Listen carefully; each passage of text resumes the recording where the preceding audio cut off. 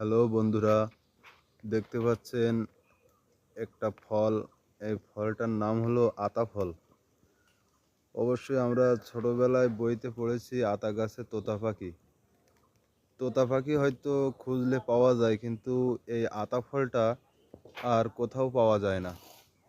আমরা এক জায়গায় কাজে এসে দেখলাম একটা গাছ আছে, সেই গাছে কয়েকটা ফল হয়েছে। এখন এই ফলটা সচরাচর আগে সব জায়গায় সব বাড়িতে পাওয়া যেত। এখন সেই গাছটা ধীরে ধীরে হারিয়ে যাচ্ছে আমাদের মাঝ থেকে। আহ, তা একটা গাছ আছে, খুঁজে পালাম। দেখেন বেশ কয়েকটা ফল আছে। এই ফলটা খেতে খুব সুস্বাদু এবং খুব উপকার এই ফলে।